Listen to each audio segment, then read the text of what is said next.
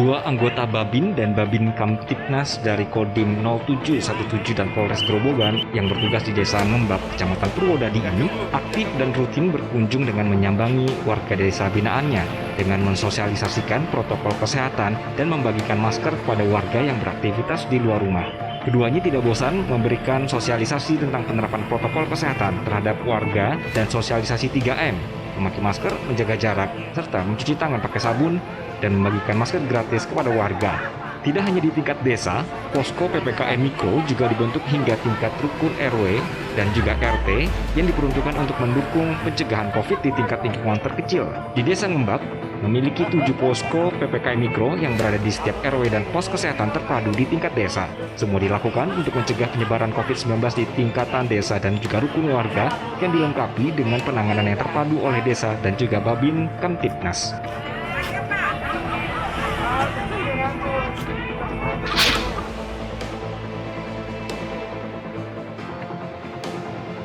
Satuan Reserse Narkoba Polres Karanganyar menangkap 3 orang menggelar pesta narkoba di rumah di Desa Kemiri, Kecamatan Gebak Kramat. Polisi menyampaikan penangkapan terhadap 3 tersangka berdasarkan informasi dari masyarakat. Menurut informasi, rumah salah satu pelaku kerap dijadikan sebagai tempat mengkonsumsi dan transaksi narkoba.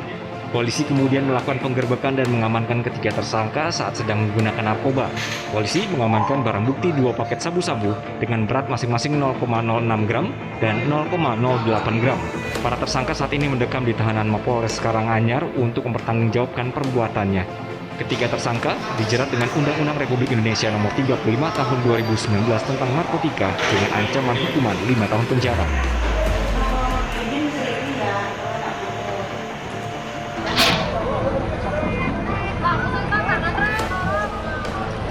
PMI Kota Pekalongan mulai kewalahan menyalurkan air bersih ke permukiman warga yang masih bertahan di rumah.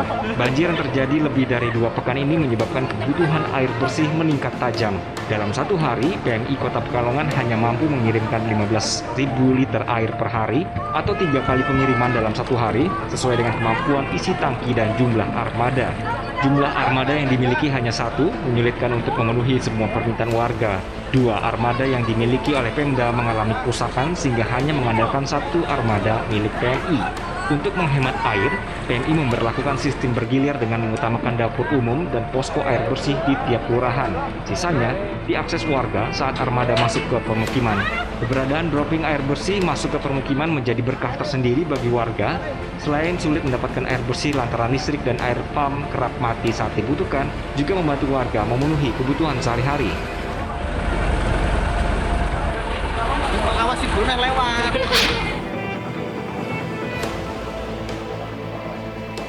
Kinerja Bank Jateng sepanjang tahun 2020 mencatatkan laba yang signifikan dengan membukukan laba bersih sebesar 1,12 triliun rupiah. Atas pencapaian yang ditorehkan, Bank Jateng memperoleh predikat sebagai bank dengan label Komposit 2 atau Bank Sehat.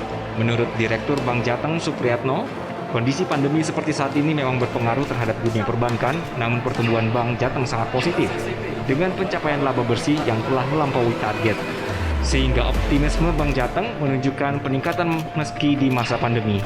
Pencapaian ini adalah hasil kerja keras tim dengan melakukan langkah jemput bola kepada pelaku usaha dan UMKM serta menciptakan eksplorasinya dengan inovasi digitalisasi keuangan.